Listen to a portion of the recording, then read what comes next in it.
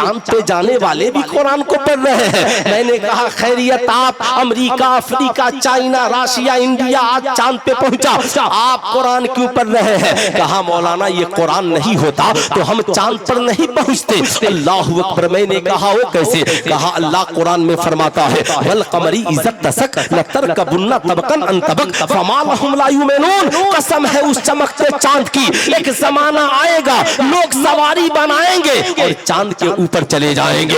अब साहब मैंने देखा डॉक्टर साहब की डिस्पेंसरी में मरीज भरे हुए हैं। डॉक्टर साहब ने एंट्री लगाई, कहा कंपाउंडर से 10 मिनट दरवाजा ना खोलना। मैंने कहा खैरियत डॉक्टर साहब कोई खास बात? कहा हाँ, पहले मैं 10 मिनट कुरान की तिलावत कर लूं, अल्लाह का कलाम पढ़ लूं। मैंने कहा क्यों? इतने मरीज परेशान है, दवा लिखिए। कहा मौलाना नहीं पता, मुझे दवा पे कम भरोसा है, खुदा की रहमत पे ज्यादा भरोसा है। मेरे और आपके रब ने कुरान में फरमाया हुवा शिफाउन व रहमतुल लिल मोमिनीन। ये कुरान ईमान वालों के लिए शिफा भी है और रहमत भी है। इसलिए मैं इलाज करने से पहले कुरान पढ़ लेता हूँ ताकि दवाइयाँ लिखता जाऊँ। कुरान की बरकत से अल्लाह ताला शिफा देता चला जाएगा। अल्लाह अकबर। किताब एक है मगर साइंटिस्ट अपने मकसद के लिए, डॉक्टर अपने मकसद के लिए, इंजीनियर अपने मकसद के लिए, प्रोफेसर अपने मकसद के लिए। मैंने देखा हाफिज साहब शाबान में खूब कुरान पढ़ रहे हैं।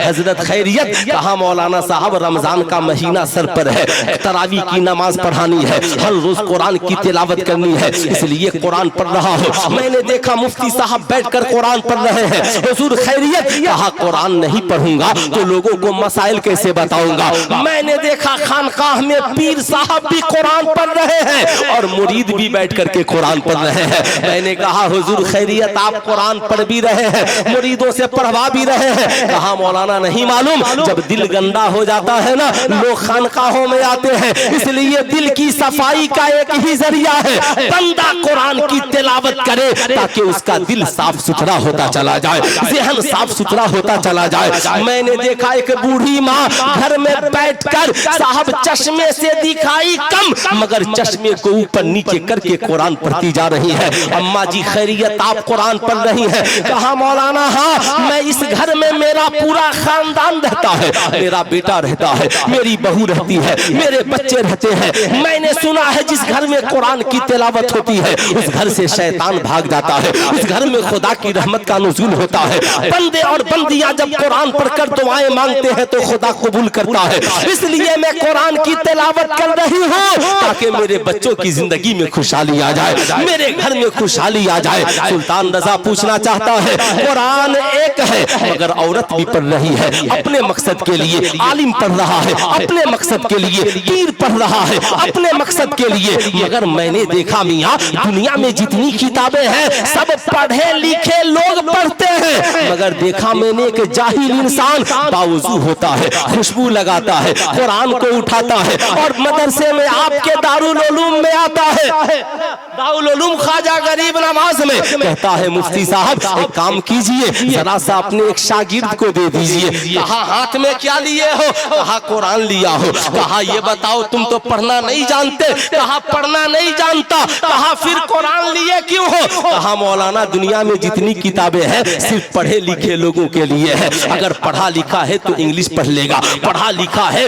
तो मैथ से फायदा उठाएगा, पढ़ा लिखा है तो तारीख हिस्ट्री और ज्योग्राफी से फायदा उठाएगा, मगर जाहिल है तो किसी किताब से फायदा नहीं उठा सकता। मगर मौलाना दुनिया में सिर्फ एक ही किताब है कुरान, पढ़ा लिखा पढ़कर कामयाब होता है और अनपढ़ जाहिल पढ़ना नहीं आता, कुरान सुनकर कामयाब हो जाता है, कुरान को देखकर कामयाब हो जाता है, कुरान को मोहब्बत से छूकर कामयाब हो जाता है। यही तो एक किताब है, पढ़ा लिखा पढ़कर कामयाब हो जाता है, अनपढ़ जाहिली से सुनकर कामयाब हो जाता है। नारे तकबीर, नारे रिसालत, जश्न गरीब नवाज। अब मैं आपसे पूछना चाहता हूँ, अब साहब दुनिया में ये कुरान ही तो है। देखा मैंने कब्रिस्तान में एक बच्चा खड़ा है और बाप की कब्र पे कुरान लेकर के पढ़ रहा है। मैंने कहा साहबजादे खैरियत, आप कब्रिस्तान में कुरान पढ़ रहे हैं? कहा हाँ मौलाना, दुनिया में जितनी किताबें हैं सब जिंदा लोगों के लिए है, मगर ये कुरान है जिंदा पढ़े तो हिंदुस्तान में कामयाब हो जाए, और मुर्दों के लिए कब्रिस्तान में पढ़ दो तो कब्रिस्तान में मुर्दे कामयाब हो जाए। किताब एक है मगर कामयाबी की जमानत है। आज मैं आपसे पूछना चाहता हूँ, है कोई मुसलमान जिसके घर में कुरान नहीं होगा? जितने लोगों के घरों में कुरान है जरा हाथ उठाकर बोल दे सुभान अल्लाह। माशाअल्लाह सबके घरों में कुरान है। एक बात का बुरा ना मानिएगा, आज मज़ारों पे चादरें चढ़ रही हैं और बेटियों के सरों से दुपट्टा उतर रहा है और आपके भी सरों से टोपियां उतर गई है। याद रखिएगा आपकी तादाद बड़ी कम नहीं है, आज आप परेशान हैं। लोग कहते हैं कि मौलाना इस्लाम खतरे में है। कौन कहता है इस्लाम खतरे में है? इस्लाम खतरे में न कल था न इस्लाम खतरे में आज है। मुसलमान अपनी बदअमालियों की वजह से खतरे में है, मुसलमान अपनी बदकिरदारियों की वजह से खतरे में है। आज आपने अपने अमाल का जायजा नहीं लिया, यही वजह है। आप ईमानदारी से बताइए इस्लाम बड़ा। बाबू खैरियत, ओ मियां इधर तीनों आदमी साथ आए थे, जलसा खत्म हो गया। अल्लाह अकबर, तीनों के सरों पे टोपियां नहीं है। अब आप देख लीजिए। अच्छा एक बात बताइए, क्यों आप लोग डर से टोपियां नहीं पहने हैं? कोई बोल देगा, कोई डांट देगा, कोई मार देगा, मत पहनिए। काहे पहनिएगा? जब आर्मी में जाइएगा और कहेगा दाढ़ी क्यों रखे हैं, तब क्या कहिएगा? आप कहिएगा नहीं दाढ़ी तो सरकार की सुन्नत है, तो वो कहेगा नहीं तो सिर्फ मौलाना लोग रखते हैं, हर मुसलमान क्यों नहीं रखता? आज हमने माहौल खुद खराब किए हैं, और ये जो प्रॉब्लम और परेशानियां हैं ना, ये सब हमारे खुद के किए हुए हैं। इसलिए इन परेशानियों को खुद से दूर करना सीखिए। एक बात याद रखिए, इस्लाम में नमाज बाद में फर्ज है, इस्लाम में रोजा बाद में फर्ज है, इस्लाम में हज्जो ज़कात बाद में फर्ज है। लेकिन बात जब तालीम की आई ना, तो इस्लाम कहता है उतलबुल इल्म मिनल महदि इलल लहद, इल्म हासिल करो माँ की गोद से लेकर के कब्र की मंजिल तक। मालूम है ना, तालीम इस्लाम में पहले फर्ज है, इसलिए तालीम याफ्ता बनना होगा। अब वो दौर नहीं रहा, बम उठाइएगा चला दीजिएगा, बारूद उठाइएगा चला दीजिएगा। आप जिसके मुकाबले में खड़े हैं ना साहब, उसके पास सरकारी वर्दी भी है, सरकारी हथियार भी है, सरकारी पावर भी है। आपका वजूद कहाँ है? आप दीनी एतबार से भी नुकसान में है, दुनियावी एतबार से भी नुकसान में है। इतना खुश होने की जरूरत नहीं है। आपके पास बहुत बड़ी दौलत हो सकती है, आपके पास बहुत बड़ी हवेली हो सकती है, आप वक्त के बहुत बड़े अमीर हो सकते हैं, मगर उस दौलत की हिफाजत के लिए भी इल्म की जरूरत है, उस हवेली की हिफाजत के लिए भी इल्म की जरूरत है। आज इस समाज की हिफाजत के लिए इल्म की जरूरत है, इल्म की। अगर आपके पास इल्म नहीं है तो आप किस महाज पे खड़े होंगे? क्या आपने भारत में उन लोगों के हालात को मुलाहिजा नहीं किया जिनके पास दौलतें थी मगर उनके पास सरकारी कलम नहीं था, उनके पास सरकारी पावर नहीं था? आज तो हालात इतने बुरे हैं, हर इंसान दूसरे पे कमेंट करने में लगा हुआ है। मैं आपसे पूछना चाहता हूँ, जो लोग कॉलेज स्कूल से ताल्लुक रखते हैं वो कहते हैं मियां मौलवियों ने क्या किया है, जो लोग मदरसे से ताल्लुक रखते हैं वो कहते हैं डॉक्टर इंजीनियर प्रोफेसर ने क्या किया है। चूंकि हमारा नजरिया तनकीदी है, याद रखिए इंसान को पॉजिटिव बनने की जरूरत है, निगेटिव मत बनिए, वरना साहब निगेटिव ज़हन रखिएगा ना, यहाँ खड़े खड़े मैं निगेटिव हो जाऊंगा। आज कौन किसका ज़हन निगेटिव नहीं है मियां? आज हालात तो इतने बिगड़ गए कि बेटा कहता है मेरे बाप ने क्या किया है, अगर बाप सुन ले तो हार्ट अटैक आ जाएगा। साहब बेटी कहती है मेरी माँ ने मेरे लिए क्या किया है। जब समाज का गोद में जन्म लेने वाला बेटा माँ बाप के लिए निगेटिव हो सकता है तो समाज में कोई किसी के लिए भी निगेटिव हो सकता है। इसलिए ज्यादा कोई निगेटिव बोले तो परेशान होने की जरूरत नहीं है, मगर अलमिया दोनों जगह है। याद रखिएगा काम समाज में दोनों का है। अगर डॉक्टर नहीं होगा तो इलाज कौन करेगा, इंजीनियर नहीं होगा तो नक्शे कौन बनाएगा, प्रोफेसर नहीं होगा तो नक्शा कौन पढ़ाएगा, साहब मैथमेटिक्स के जानकार नहीं होंगे तो अलजबरा कौन पढ़ाएगा, गुत्थियां और मसाइल कौन सुलझाएगा, और आलिम नहीं होंगे तो शराब की हुर्मत कौन बताएगा। बताओ माँ बाप को, माँ बाप की के कदमों के बाप के कदमों के नीचे जन्नत की फजीलत कौन बयान करेगा? आलिम नहीं होंगे तो वजू का तरीका कौन बताएगा? आलिम नहीं होंगे तो निकाह जनाजा कौन पढ़ाएगा? आलिम नहीं होंगे तो हलाल हराम कौन बताएगा? पता क्या चला, समाज में दोनों की जरूरत है। डॉक्टर जिस्म का इलाज करता है और आलिम हमारी समाज का इलाज करता है, हमारे माशरे का इलाज करता है। लेकिन नजरिए में फर्क आपके है। अगर आपका जिस्म बीमार पड़ जाए तो महंगे डॉक्टर की जरूरत आपको है। आपको अगर पता चल जाए फला डॉक्टर बहुत महंगा है, फी लेता है मगर इलाज बड़ा अच्छा करता है, आप कहते हो जाने दो जितना फी ले, मगर मैं बीमार हूँ, कम से कम अच्छा तो हो जाऊंगा। सुल्तान रजा आपसे पूछना चाहता है, अगर जिस्म बीमार हो जाए तो महंगा डॉक्टर इलाज के लिए चल सकता है। आज पूरा समाज और माशरा बीमार है तो महंगा आलिम इस समाज और माशरे के इलाज के लिए क्यों नहीं चल सकता है? आपने कभी इसके बारे में सोचा कि आपकी मस्जिद में एक अच्छा आलिम हो, आपके इदारे में बावकार मुफ्ती हो, चाहे 50,000 नहीं लाख देने की जरूरत पड़े, मगर हमें वो आलिम चाहिए जो जिंदगी में बावकार हो साहब, जिसके कलम में ताकत हो, जिसकी जबान में ताकत हो, जिसके पास इल्मी सलाहियत हो। मगर नहीं, आप तो सोचते ये है कि फतवा मुफ्ती आजम हिंद की तरह बताए और तनख्वाह उसकी। सामईन हजरात, ये प्रोग्राम आप सुन्नी जंक्शन की जानिब से मैं कमेंट करने वाला खतीब भी नहीं और ना ही कमेंट करने के लिए खड़ा हो, बल्कि आपके जहन में ये बात डालना चाहता हूँ कि जब जिस्म के इलाज के लिए महंगा डॉक्टर का इंतखाब करते हैं तो माशरे के इलाज के लिए अच्छे आलिमों को लाइए। जब आलिम अच्छा होगा तो थोड़ी सी फी तो महंगी पड़ेगी ही, जब हाफिज अच्छा होगा तो थोड़ी सी फी तो महंगी पड़ेगी ही, जब कारी अच्छा होगा तो साहब थोड़ी सी फी तो बढ़ाने की जरूरत पड़ेगी। वरना याद रखिए एक बात, हमारी कौम के चाहे कॉलेज में पढ़ने वाले हो या मदरसे में पढ़ने वाले, अब तो साहब जरूरत इस बात की है। आपने क्या अलजामियतुल अशरफिया मुबारकपुर को नहीं देखा? नहीं देखा। अगर उसके इल्मी फैजान को देखना हो तो आज भारत की हर बड़ी यूनिवर्सिटी में जाकर देखिए, शायद कोई यूनिवर्सिटी ऐसी हो जहां पे अलजामियतुल अशरफिया का फारिग प्रोफेसर की जगह पे काम नहीं करता हो। आप ताज्जुब करेंगे, वो जमाना गया जब लोग कहते थे मौलवी को इंग्लिश नहीं आती है, मौलवी मैथ नहीं पढ़ाता है, मौलवी फला काम नहीं जानता। इस वक्त इंडिया में मेडिकल डिपार्टमेंट के सबसे ऊंचे पोस्ट पर बिहार के एक बड़े आलिम डॉक्टर फसीह साहब अलजामियतुल अशरफिया से पढ़े और साहब भारत के सबसे ऊंचे पोस्ट पर मौजूद है। अलजामियतुल अशरफिया के बिहार के कई फारिगीन साहब एसपी और डीएम जैसे कलेक्टर के ओहदों पर फाइज है। आपको ताज्जुब होगा, यूपीएससी, एपीएससी और बीपीएससी क्वालिफाई करके ऊंचे गए हैं। लेकिन मैं आपसे पूछना चाहता हूं, कब तक रोना रोइएगा? मदरसों ने क्या किया है? सुल्तान रजा पूछना चाहता है, कितने बच्चे मदरसे में पढ़ते हैं? 1% बच्चे भी हमारी कौम के मदरसे में नहीं पढ़ते। 99% बच्चे स्कूल और कॉलेज में पढ़ते हैं। लेकिन जब हमारी कौम का कोई अमीर मदरसे में आता है, पूछता है प्रिंसिपल साहब कंप्यूटर पढ़ाते हैं, साइंस पढ़ाते हैं, तारीख पढ़ाते हैं, ज्योग्राफी पढ़ाते हैं, बच्चों को नई तालीम से व्यवस्था से क्यों नहीं जोड़ते हैं? मैं कहता हूं बेशक पढ़ाइए, लेकिन ये बात बहुत पुरानी है। मैं आपसे पूछना चाहता हूं, वो जमाना दूर था जब बच्चे इंग्लिश नहीं जानते थे। अल्हम्दुलिल्लाह अब मदरसे में इसकी जरूरत है। मैं चाहता हूं, मैं भी चाहता हूं हर आलिम इंग्लिश बोले, हर आलिम मैथ बनाए, हर आलिम हिंदी लिखे, हर आलिम संस्कृत जाने, हर आलिम अरबी जाने। आलिम तो जान ही रहा है, लेकिन मैं आपसे पूछना चाहता हूँ,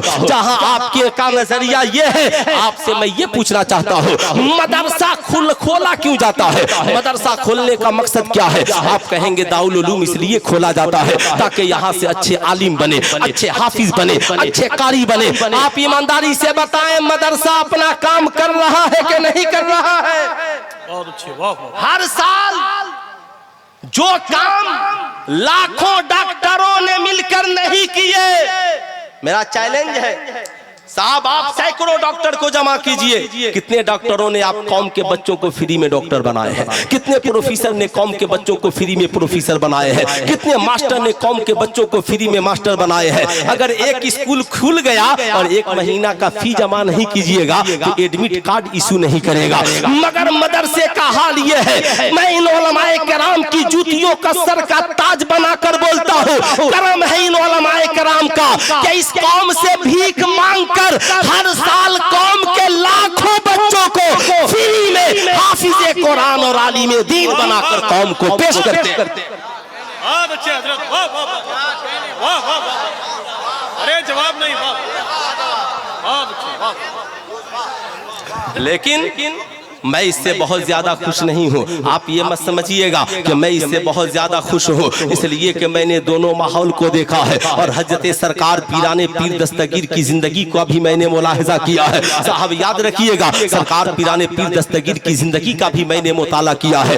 आज बड़ा अफसोस है, ये कौम चादर में उलझ के रह गई। आला हजरत ने लिखा मजार शरीफ पर एक चादर चढ़ाओ, अगर आप 1 करोड़ चादर चढ़ाने में लग गए। आला हजरत ने लिखा बुजुर्गों से फायदा हासिल करो, मगर सिर्फ आप लंगर और बिरयानी खाने में रह गए। आज मैं पूछना चाहता हूँ, 99% हमारी कौम के बच्चे स्कूल में पढ़ते हैं। स्कूल कॉलेज क्यों बने? ताकि अच्छे लॉयर पैदा हो, अच्छे डॉक्टर बने, अच्छे इंजीनियर बने, अच्छे प्रोफेसर बने, बच्चे ज्यादा से ज्यादा पुलिस महकमे में जाए, यूपीएससी और बीपीएससी क्वालिफाई करें। मगर बताएं ईमानदारी से, हर साल लाखों बच्चे इंटर पास करते हैं, मगर उत्तर प्रदेश पुलिस में आपकी तादाद कितनी है? बिहार पुलिस में आपकी तादाद कितनी है? आर्मी में आपकी बहाली कितनी है? आप बताएं, क्या वहां पे सीटें खाली नहीं है? मगर हमारी कौम का नौजवान ये रात भर मोबाइल चलाएगा, उसके बाद मुर्ग मुसल्लम बिरयानी खाएगा, सुबह के 10 बजे तक सोएगा, बाप से जबरदस्ती पैसा मांगेगा और माँ से मंगाएगा और मंगा कर खाकर सोएगा।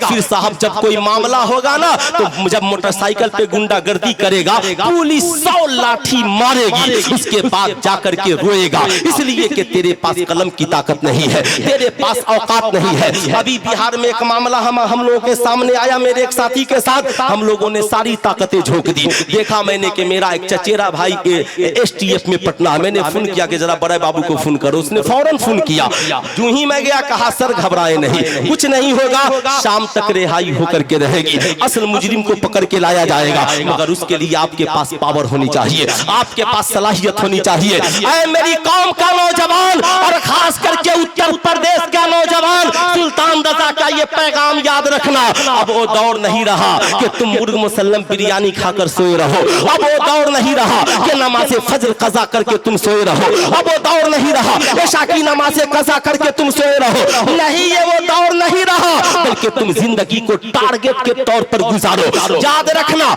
मैट्रिक पास करके तुझे क्या करना है, इंटर पास करके तुझे क्या करना है, आगे तेरे मराहिल क्या है। अगर गरीबी है तो गरीबी की वजह से तालीम हासिल करना बंद मत करना, बल्कि दाउल उलूम गरीब नमाज में आना, प्रिंसिपल साहब से मिलना, कहना हजरत मैं इंटर में बड़ा अच्छा नंबर लाया हूँ, ख्वाहिश है पढ़ लिख कर IPS अफसर बनूं, पैसों की कमी है, हजरत चाहेंगे तो मिनटों में इंतजाम हो जाएगा। और मैं अपनी कौम के लोगों से भी कहूंगा, इन नेताओं से सड़कें मत मांगो, ये नेता अगर तेरे पास आता है ना, कहो हमें चलने के लिए सड़क नहीं चाहिए, हाथ में सरकारी कलम पकड़ने के लिए एजुकेशन पॉइंट चाहिए। हमारे लिए एजुकेशन पॉइंट का इंतजाम करो, अपने एजुकेशन पॉइंट को मजबूत करो। आज हमारी कौम कहां सोई कहां चली गई है ना। मोहम्मद अली फैजी साहब हजरत सरकारे गौसे आजम के बहुत बड़े आशिक है। मैं चाहता हूं अपनी कौम के उन नौजवानों को सरकार गौसे आजम की इल्मी जिद्दोजहद का एक वाकया नहीं, बल्कि उनके इल्मी जिद्दोजहद की जिंदगी की कुछ झलक दिखलाऊं, ताकि हमारी कौम का वो नौजवान जो मैट्रिक पास करके तालीम छोड़ रहा है, इंटर पास करके तालीम छोड़ रहा है, या मदरसे में पढ़ने वाले वो बच्चे जो सानिया सालसा राबिया पढ़कर अलविदा कह के मस्जिदों में जाकर इमाम बन गए और कौम को इस्तिहाने तक पहुंचा दिया। मेरी बात का बुरा न मानिएगा, ऐसा नहीं कि तू गद्दार है तो हम वफादार है, अगर तू वफादार नहीं तो हम भी वफादार नहीं। दाग हुए के मीर हुए, सभी एक ही जुल्फ के असीर हुए। अब साहब ये मिसबाही साहब बैठे हैं, इधर कई मिसबाही बरादरान हमारे बैठे हैं, आखिर पढ़िएगा तब न कुछ बनिएगा, पढ़िएगा ही नहीं तो कहां से बनिएगा। आपका हाल तो यह है कि आप पढ़ने से पहले सोचते हो, अच्छा जरा सा मदरसे का निजाम देख लेना, सुबह को नाश्ते में क्या मिलता है, दोपहर में खाना अच्छा है कि नहीं है, रात को बेहतरीन खाना है कि नहीं है। अच्छा साहब बाप की बड़ी ख्वाहिश है, बाप ने कोटा भेज दिया। मैं कोटा जब तकई करने के लिए गया था तो वहाँ का माहौल अलग है बिल्कुल। मैं तो गया कोटा, बच्चों ने बुलाया तो मैंने गया तकई करने के लिए, तो मैंने कहा अच्छा साहब ये बताइए आपका प्रोग्राम का हजरत, तिलावत होगी और फौरन आपकी तकरीर शुरू हो जाएगी। मैंने कहा नातखानी का इमाम साहब नात शरीफ पढ़ेंगे। मैंने कहा अच्छा ठीक है, इमाम साहब नात शरीफ पढ़ेंगे। उसके बाद कहा ये जो मौजू है इस पे आप खिताब करेंगे। जानते हैं मौजू क्या था? कि खुदकुशी और उसके असबाब, है ना, ये मेरा मौजूद था और मैंने इस पे सैर हासिल क्यों लोग खुदकुशी कर रहे हैं, इससे बचने का तरीका क्या है, खुदकुशी के असबाब क्यों है। क्योंकि वहाँ पे ये मराहिल बहुत ज्यादा है, इसलिए बच्चों ने तलाश कर खतीबों का चुनाव किया था और बुलाया था तो मैं गया था। मैं ये अर्ज करना चाह रहा हूँ, आखिर क्या वजह है? आप कोटा में पढ़ते हो, अगर तेरा बाप गरीब है, अगर एक दिन अगर एक हफ्ता पैसा भेजने में लेट हो जाए ना, फोन करके कहते हो अम्मा अब्बा से कह दो पढ़ाना नहीं था तो कोटा क्यों भेज दिया, मैं कल ट्रेन पकड़ के घर आ जाऊंगा। जामिया मिल्लिया में पढ़ता है, थोड़ी सी गरीबी आ गई, पढ़ाई छोड़कर भाग आया। अलीगढ़ मुस्लिम यूनिवर्सिटी में पढ़ता है, थोड़ी सी गरीबी आई, भाग आया। लखनऊ पढ़ता है। अरे यार भागता क्यों है? वजह सिर्फ ये है कि हमने अपनी औलादों को सिर्फ फातिहे का खाना खिलाया है, हमने अपनी औलादों को सिर्फ लंगर और बिरयानी खिलाई है, हमने अपनी औलादों को सिर्फ बुजुर्गों का नाम रटाया है, उनका किरदार नहीं सिखलाया, उनका कैरेक्टर नहीं सिखलाया। काश हम बताए होते हुजूर हाफिज़े मिल्लत भूखे प्यासे रहकर मुबारकपुर की सरजमी पे इतना बड़ा इल्मी किला कायम किया है। काश हम बताए होते हुजूर सदरुल शरिया ने कितनी मुसीबतें बर्दाश्त की है। काश हम बताए होते जिस रजा का हम नारा लगाते हैं, तन्हा बरेली का रजा साहब 51 उलूम से ज्यादा पे महारतें तम्मा रखता है। काश हम अपनी औलाद को बताए होते जिस गाँव से आजम का हम नारा लगाते हैं, वो मेरा गाँव से 100 नहीं, 500 नहीं, 1000 नहीं, 2000 उलूम पे दस्तरस रखते थे। आप ताज्जुब करेंगे। अब आओ सुनो मेरी कौम के नौजवानों, फिर उसके बाद फैसला करना कि हम तालीम छोड़कर भागने वाले बनेंगे या शिक्षा ग्रहण करने वाले बनेंगे, तालीम हासिल करने वाले बनेंगे। यूं ही कोई IPS अफसर नहीं बनता है, यूं ही कोई आर्मी और सेना में नहीं जाता है, यूं ही कोई विमान नहीं उड़ाता है, यूं ही कोई इंजीनियर डॉक्टर नहीं बनता है, यूं ही कोई वक्त का अजीम आलिम दीन मुफ्तियाने दीन मतीन लोग नहीं बनते हैं, बल्कि उसके लिए परिश्रम चाहिए। उसके लिए साहब उसके लिए आपको कठिनाइयों का सामना करना होगा, उसके लिए आपको मुश्किलों का सामना करना होगा। अल्लाहु अकबर, अल्लाहु अकबर। सरकार पीराने पीर दस्तगीर की उम्र 18 साल है। 18 साल की उम्र में बगदाद से निकलते, जिलान से निकलते हैं और बगदाद इल्म हासिल करने के लिए तशरीफ ले जाते हैं। वो जमाना VIP स्कूलों का नहीं था, वो जमाना VIP मदरसों का नहीं था, वो जमाना वो नहीं था। वो जमाना वो था जब उस्ताद पढ़ाते थे, पढ़ने वाला पढ़कर अपने रहने का इंतजाम भी करता था और अपने खाने का इंतजाम भी करता था। उस्ताद सिर्फ पढ़ा दिया करते थे। सरकार बड़े पीर दस्तगीर कहते हैं, माँ ने जो मुझे ज्यादा सफर दिए थे रास्ते में खत्म हो गए, मैं भूखे भूखे रहता और अपने उस्ताद से सबक पढ़ता और मस्जिद में आकर कयाम करता। जब भूख की शिद्दत बढ़ जाती, भूख की शिद्दत बढ़ जाती तो मस्जिद की जमीन पे लेट जाता और कुरान की आयत पढ़ता, फ़इन्ना मअल उसरि युसरन, इन्ना मअल उसरि युसरा। ऐ मेरी कौम के शहजादों, ईमानदारी से बताओ, आज चाहे मदरसे में पढ़ने वाला बच्चा हो या स्कूल कॉलेज में पढ़ने वाला, कोई भूखा रहता है? अरे बोलिए हाथ उठाकर, कोई भूखा रहता है? नहीं रहता। मगर फिर भी हम नहीं पढ़ते हैं। सरकार बड़े पीर दस्तगीर कहते हैं, अब्दुल कादिर महीनों भूखे रहा करता था। अल्लाहु अकबर कहते हैं, एक बार यूं हुआ कि मैं महीनों का भूखा था, अपने उस्ताद से फिक्र की सबक पढ़कर और बयाबान में बैठकर सबक याद कर रहा था। गैब से आवाज आई, अब्दुल कादिर उठो और कुव्वते ला यमूत के लिए कर्ज ले लो। सरकार बड़े पीर दस्तगीर अर्ज़गुज़ार होते हैं, मालिको मौला परवरदिगारा, अब्दुल कादिर के पास तो पहनने के लिए एक अच्छा जुब्बा भी नहीं। अल्लाहु अकबर। कौन बोल रहा है? पीरों का पीर बोल रहा है। जिनका नाम हम लेते हैं तो मुसीबतें टल जाती हैं, जिनका नाम हम लेते हैं तो परेशानियां दूर हो जाती है। वो पीर जो कहते हैं कि मुरीदी ला तखफ, ऐ मेरे मुरीद खौफ न करना, मेरा मुरीद जहां से मुझे पुकारे मैं वहीं मदद के लिए पहुंच जाया करता हूँ, पहुंच जाया करता हूँ। जिनके बारे में सरकार आला हजरत ने कहा, वाह क्या मर्तबा ए गौस है बाला तेरा, तेरा, ऊंचे ऊंचों के सरों से है कदम आला तेरा। सर भला है, सर भला क्या है, सर भला कोई क्या जाने है कैसा तेरा। औलिया मलते हैं आंखें वो है तलवा तेरा। हाँ हाँ ये वही पीराने पीर है, कहते हैं बयाबान में बैठकर सबक याद कर रहा था। गैब से आवाज आती है अब्दुल कादिर उठो और कुव्वते ला यमूत के लिए कर्ज ले लो। अर्जगुजार होते हैं मालिक व मौला। अब्दुल कादिर के पास तो पहनने के लिए एक अच्छा जुब्बा भी नहीं है। अब्दुल कादिर कर्ज लेगा तो अदा कहां से करेगा। गैब से आवाज आती है अब्दुल कादिर कर्ज लेना तेरा काम, अदा कर देना मेरा काम। सरकार बड़े पीर दस्तगीर उठते हैं, नानबाई की दुकान पे जाते हैं। नानबाई भी खुदा वाला था, कहता है अब्दुल कादिर मैं भी आपका और मेरी दुकान भी आपकी, आप जो चाहे ले ले। कहा नहीं रब का हुक्म है, लूंगा तो कर्ज लूंगा मगर मेरी एक शर्त है। कहा क्या शर्त है। कहा अगर जिंदा रहा तो अदा कर दूंगा, अगर मौत आ गई तो माफ कर देना। कहा हुजूर मंजूर है मगर लेंगे क्या हुक्म हो। कहा अब्दुल कादिर को पेट भर खाना नहीं चाहिए, अब्दुल कादिर को रोजाना 1.5 रोटियां चाहिए। कितनी रोटियां? एक एक उंगली उठाकर बोल दे कितनी रोटियां?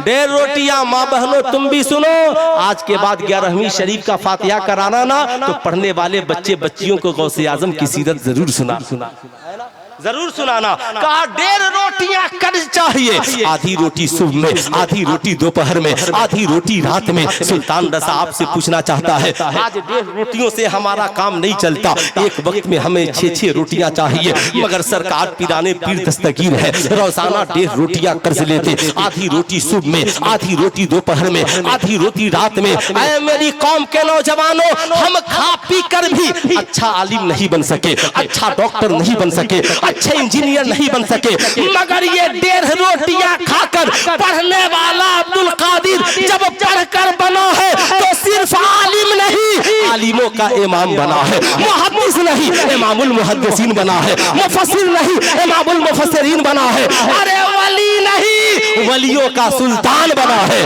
ऐलान करते हैं मेरा कदम तमाम वलियों के गर्दन पर, तो बरेली शरीफ से शहजादे आला हजरत अल्लामा मुस्तफा रज़ा खां पुकार उठे, खिला मेरे दिल की कली गौसे आजम, मिटा कल्ब की बेकली गौसे आजम। ये दिल ये जिगर है ये सर और आंखें, जहां चाहो रखो कदम गौसे आजम। अल्लाहु अकबर। सरकार बड़े पीर दस्तगीर कहते हैं वो जमाना इंटरनेट का नहीं था, वो जमाना सेटेलाइट का नहीं था, वो जमाना मकनातीसियत का नहीं था, वो जमाना साहब लाइव टेलीकास्ट का नहीं था।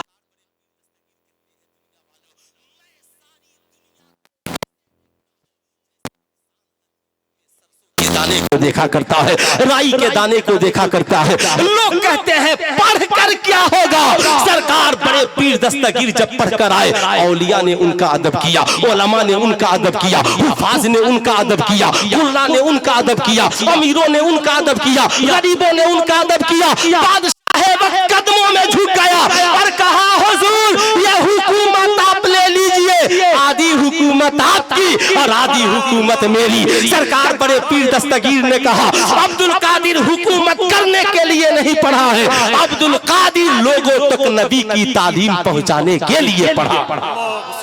नारे तकबीर, नारे रिसालत, तालीमाते सरकार गौसुल आज़म।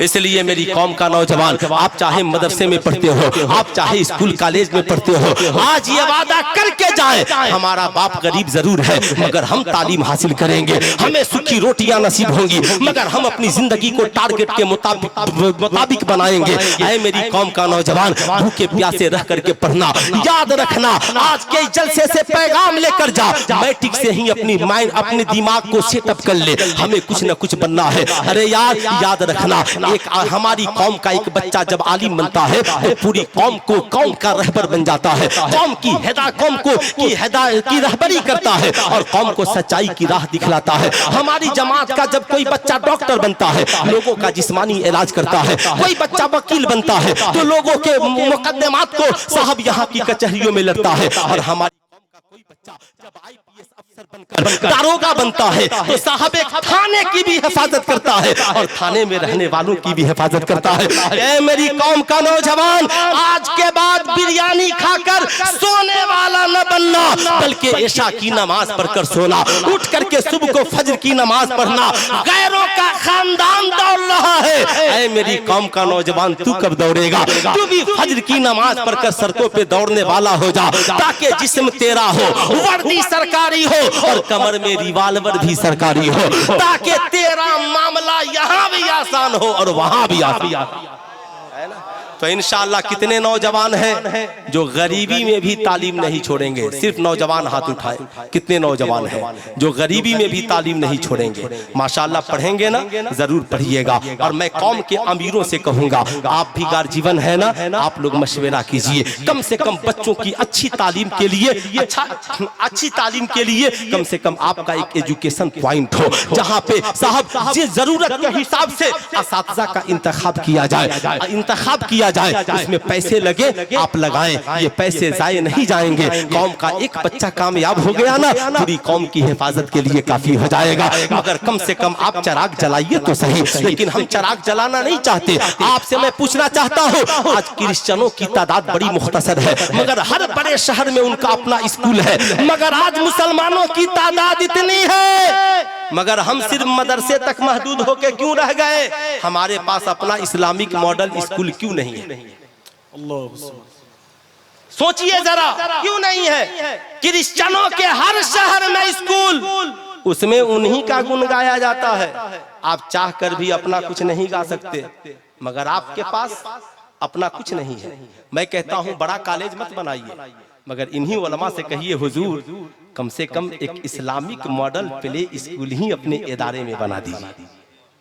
क्यों बनाइए? ये सुनिए, अगर सिर्फ डॉक्टर बन गया ये भी इंसानियत के लिए काफी नहीं है, सिर्फ इंजीनियर बन गया ये भी इंसानियत के लिए काफी नहीं है। इसलिए कि लाखों डॉक्टर खड़े खड़े पेशाब करते हैं,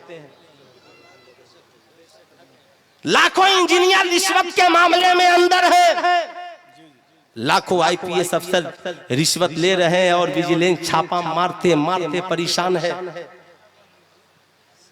वजह सिर्फ यह है कि उनके पास डिग्रियां हैं, मगर किरदार, समझ रहे हैं ना, किरदार आपने देखा होगा, मैट्रिक पास लड़का है मगर कॉलेज से निकलकर खड़े खड़े पानी, देखा है ना आपने? मैट्रिक पास लड़की है, नकाब भी पहनी है, पीठ पे बैग है और वीआईपी मोबाइल है और हाथ में पेप्सी कोको कोला है। देखा है आपने? नहीं देखा तो कभी आंख खोलकर देख लीजिएगा।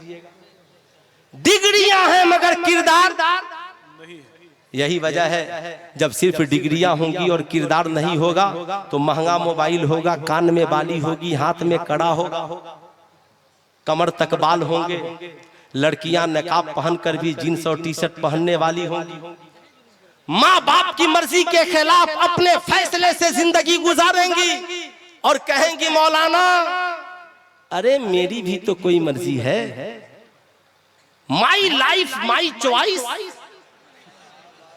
अच्छा, अब मुझे समझ में आया कि आप लोगों की इंग्लिश बड़ी मजबूत है। माई लाइफ माई चॉइस, मैं अपनी जिंदगी अपनी मर्जी से गुजारना चाहती हूँ। सामईन हजरात, ये प्रोग्राम आप सुन्नी जंक्शन की जानिब से समाअत कर रहे हैं।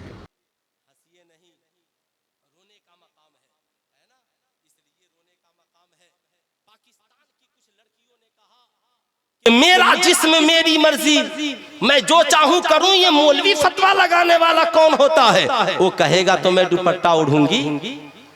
ताज्जुब की बात, आज हर इंसान नौजवान कहता मौलाना माई लाइफ माई चॉइस, मैं अपनी जिंदगी अपनी मर्जी से गुजारना चाहता हूँ। तो मैं आपसे पूछना चाहता हूँ, आप कितना ही इल्म वाले होंगे, सैयदा आयशा सिद्दीका से ज्यादा आपके पास इल्म नहीं होगा। आज आपकी बेटी कितना ही पढ़ी लिखी होगी, मगर उम्मुल मोमिनीन सैयदा आयशा सिद्दीका से ज्यादा पढ़ी लिखी नहीं होगी। इसलिए सुल्तान रजा आपसे पूछना चाहता है, ऐ मेरी कौम का नौजवान बता, आज जो कॉलेज की लड़कियां इंटर बीए और एमए पास पढ़कर पांव साहब जमीन पर नहीं है, माई लाइफ माई चॉइस, मैं अपनी जिंदगी अपनी मर्जी से गुजारना चाहती हूँ, हो। अल्लाहू अकबर। अपनी जिंदगी अपनी मर्जी से गुजारने वालों, जरा सिर्फ 2-3 बातें सुन लो। वक्त मेरे पास बहुत कम है, 15 मिनट की और मेरी गुफ्तगू होनी है, इसलिए आप इसे याद रखें। मैं आपको बताना चाहूंगा, ऐ मेरी कौम का नौजवान, मुस्तफा जाने रहमत ने एक रोज पूछा, आयशा मांगो क्या मांगना चाहती हो?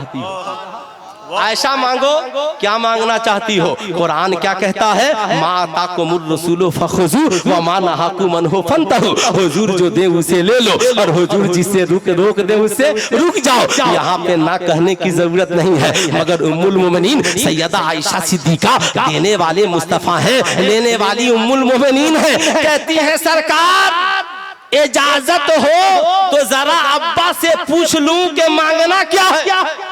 क्या कहा? क्या कहा? इजाजत हो तो जरा अब्बा से पूछ लूं मांगना क्या है। ऐ कौम की पढ़ी लिखी बेटियों, सैयदा आयशा सिद्दीका ने बता दिया, जिंदगी के सारे फैसले खुद न करना।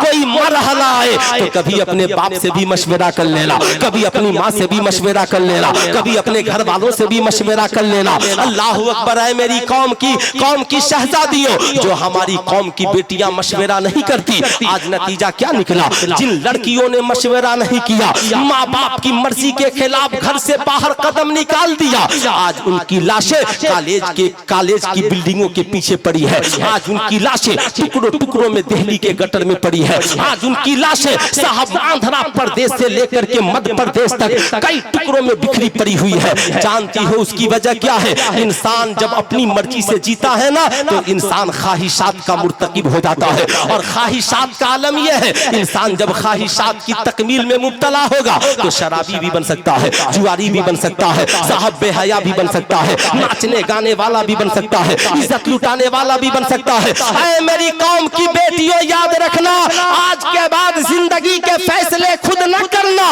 बल्कि कभी अपने उस बाप से भी पूछ लेना जिस बाप ने तेरी परवरिश की है। कभी उस माँ से भी मशवरा कर लेना जिस माँ की गोद में तूने जन्म लिया है। वरना याद रखना, जैसे कि चाय पीने वाला अपनी मर्जी से चाय की प्याली को उठाता है और जब तक चाय है उसकी गर्मी को बर्दाश्त करता है और उस प्याले को गिरने नहीं देता, मगर जो ही चाय की लज्जत खत्म हुई प्याली को फेंक देता है। ठीक आज के इन आवारा भेड़िए और कुत्ते जैसे आशिकों का हाल है। ये भी आज नौजवान लड़कियों को ताजमहल दिखलाते हैं, लाल किला दिखलाते हैं, सिर्फ इन्हें उनके जिस्म की भूख है। और भूख जब मिट जाती है तो टुकड़े टुकड़े करके कभी दिल्ली में काट रहे हैं, कभी मुंबई में काट रहे हैं, कभी आंध्रा में काट रहे हैं, कभी रेलवे स्टेशन पे छोड़कर भाग जा रहे हैं। ऐ मेरी कौम की बेटियों, जिस दिन तूने सारी दुनिया की ख्वाहिशात को छोड़कर सैयदा खातूने जन्नत की गुलामी को अख्तियार कर लिया तो मैकामी तेरा खुशहाल होगा और ससुराल भी तेरा जन्नतुल फिरदौस का गहवारा बन जाएगा। नारे तकबीर, नारे रिसालत, हजरते अल्लामा मुफ्ती सुल्तान रज़ा साहब कुल्ला। वाह वाह। आप कहेंगे मौलाना क्यों? मैं कहना चाहूंगा, वजह जानते हैं हमारी कौम की हालत ये क्यों हुई? उसकी वजह सिर्फ एक है, हम मदरसों का हिसाब लेते रहे। मौलवी ने ये किया, मदरसे ने ये किया, दारुल उलूम ने ये किया, मगर आपने कभी स्कूलों का हिसाब लिया? आपने कभी कॉलेजों का हिसाब लिया? आपने स्कूल में कभी जाकर पूछा, मेरा बेटा आवारा नहीं था, स्कूल में आकर आवारा कैसे हो गया? आपने कभी कॉलेज में जाकर पूछा, मेरी बेटी तो दुपट्टा ओढ़ती थी, कॉलेज में आने के बाद सर से दुपट्टा कैसे उतर गया? अरे मेरा बेटा ये तो सामने बोलने में डरता था, ये कॉलेज में आने के बाद तमचे और बंदूक कैसे चलाने लगा? मेरी बेटी तो बड़ी शरीफ थी, कॉलेज में आकर आवारा गर्दी की शिकार कैसे हो गई? कॉलेज का प्रिंसिपल कहेगा, बूढ़े मियाँ कॉलेज के बाहर चले जाओ, हम किताबें पढ़ाने आए हैं, संस्कार और किरदार पढ़ाने नहीं आए। मगर कसम खुदा की, जब हमारी कौम का कोई बच्चा किसी दीनी इदारे में पढ़ने के लिए जाता है, हमारा आलिम उसे कुरान भी पढ़ाता है, साथ में नबी का किरदार भी पढ़ाता है। जब हमारी कौम की कोई बच्ची किसी मदरसे में पढ़ने चली जाती है, हमारी आलिमा उसे कुरान भी पढ़ाती है, साथ में सैयदा खातूने जन्नत का किरदार भी पढ़ाती है। किरदार भी पढ़ाती है। अब आप कहेंगे मौलाना फिर किया जाए, फिर किया जाए। हजरत कहेंगे सुल्तान रजा तो क्या सबको आलिम बना दिया जाए? मैं कहूंगा ना, सबको हाफिज बना दिया जाए? ना, सबको हाफिज आलिम मत बनाइए, लेकिन बचाना सबको जरूरी है। बचाना, अरे डॉक्टर भी है तो हमारा है, अगर नाच देगा तो हमारी बेइज्जती है कि नहीं है? जाहिर सी बात है, जानते हैं। इसलिए याद रखिएगा ये मैट्रिक एक डिग्री है, और मैं इसलिए बोल रहा हूँ, मैं मौलवी भी हूँ और टीचर भी, समझ रहे हैं ना? इसलिए खूब याद रखिएगा, इसलिए मेरा तल्ख तजर्बा है एकदम खूब, इसे जिंदगी में याद रखें। अल्लाह अकबर, ये मैट्रिक एक डिग्री है, यही वजह है लाखों बच्चे मैट्रिक करते हैं मगर समाज में कोई इनकलाब नहीं आता। इंटर एक डिग्री है, करोड़ों बच्चे इंटर पास करते हैं मगर समाज में कोई इनकलाब नहीं आता। बीए एक डिग्री है, बीएड एक डिग्री है, डीएलएड एक डिग्री है, यानी डिग्री है तो आपको उस जगह पे रखा जाएगा, अगर डिग्री नहीं है तो आप उस जगह पे फिट नहीं बैठ सकते। मगर याद रखिएगा ये डिग्रियां सिर्फ नौकरियों के लिए है, इन डिग्रियों से आप इंसान, समाज का अच्छा इंसान नहीं बन सकते। यही वजह है डॉक्टर शराबी हो गया, इंजीनियर जुआरी हो गया, बीएड पढ़ने वाला, बीएड पास करने वाला स्कूल में जाकर अय्याश हो गया। साहब अजीब इत्तेफाक है, इसलिए कि इनके पास डिग्रियां हैं मगर किरदार नहीं है। फिर किरदार के लिए क्या करना होगा? तो याद रखिएगा ये जितने डिग्री वाले हैं सब चिल्लाते रहे माई लाइफ माई चॉइस, मैं अपनी जिंदगी अपनी मर्जी से जीना चाहता हूँ। रब ने कहा मेरे बंदे मैंने तुझे पैदा किया है, अपनी मर्जी से न जी। अब एक छोटी सी मिसाल बताइए, हम जिस मुल्क में रहते हैं इसका नाम है भारत, और भारत को चलाने के लिए संविधान है कि नहीं है? या ये मुल्क संविधानहीन है? कह सकते हैं। 1947 में भारत आजाद हुआ, यहाँ के महापुरुषों ने बैठकर बैठक की और मीटिंग की और कहा मुल्क को चलाने के लिए संविधान बनाइए वरना बच्चे आवारा हो जाएंगे। अब कुछ आजादी मिली, कुछ पाबंदी हुई, तो आजादी जो मिली उसे छोड़िए, जो पाबंदी लगी उसे सुनिए। क्या पाबंदी लगी? रिश्वत कोई नहीं लेगा, जहेज कोई नहीं मांगेगा, सुनिएगा, बलात्कार कोई नहीं कर सकता, कोई किसी का मर्डर नहीं कर सकता, कोई किसी की जमीन जायदाद नहीं हड़प सकता। और आपका पड़ोसी स्टेट बिहार, वहां पे माननीय मुख्यमंत्री जी को बात समझ में आई तो कहा अब इस बिहार में कोई शराब नहीं पी सकता। कम से कम पूरे भारत ने ये माना कि चलो सब पिए मगर गाड़ी चलाने वाला ड्राइवर मत पिए वरना गाड़ी में बैठने वालों की जान चली जाएगी। अब साहब ये संविधान बना, इतनी पाबंदी, अब जो पिएगा जेल जाएगा, जो रिश्वत लेगा जेल जाएगा, जो जना करेगा जेल जाएगा, जो जहेज मांगेगा जेल जाएगा। सुल्तान रजा पूछना चाहता है कहाँ गया आपका नारा माई लाइफ माई चॉइस? अबे पगले, जब एक मुल्क चलाने के लिए संविधान की जरूरत है तो जिस अल्लाह ने पूरे संसार को बनाया वो तुझे संविधानहीन कैसे कर सकता है? याद रखना, पूरे एक मुल्क को चलाने के लिए जो संविधान बना वो भारत का संविधान है, और जो पूरी दुनिया को चलाने के लिए संविधान के जिस किताब को वजूद अल्लाह ने बख्शी उस किताब का नाम कुरान अजीम है, उस किताब को कुरान मुकद्दस कहते हैं। साहब भारत के संविधान ने आज कहा रिश्वत लेना हराम है, आमिना के लाल ने 1450 बरस पहले कहा अर्राशी वल मुर्तशी किलैह मा फिन्नार, रिश्वत लेने वाले और देने वाले दोनों जहन्नम में जाएंगे। कुल फीहिमा इस्मुन कबीर, ऐ महबूब आपके मानने वाले आपसे पूछते हैं शराब और जुआ के बारे में तो बता दीजिए कि दोनों में बड़ा गुनाह है। ला तकरबू ज़ना, कभी ज़ना के करीब ना जाना। इस्लाम में सूद हराम है, जुआ हराम है, मुतालबे जहेज हराम है। संविधान आज बना, इस्लाम ने 1450 बरस पहले बयान कर दिया।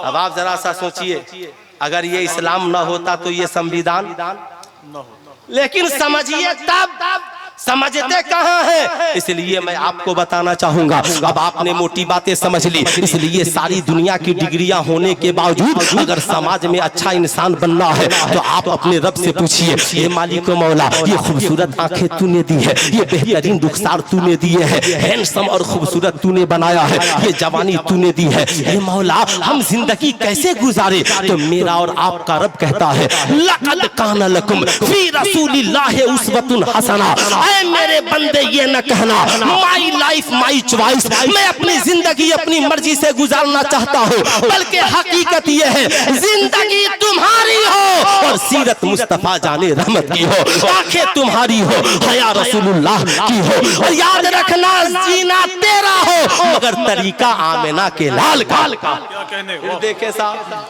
तरीका आमिना के लाल का हो, फिर देखें आपकी जिंदगी में इनकलाब। अब बचाना सबको है, डॉक्टर है उसे भी बचाना है, इंजीनियर है उसे भी बचाना है, बेटी है उसे भी बचाना है, बेटा है उसे भी बचाना है। आप कहेंगे मौलाना तो फिर करना क्या होगा?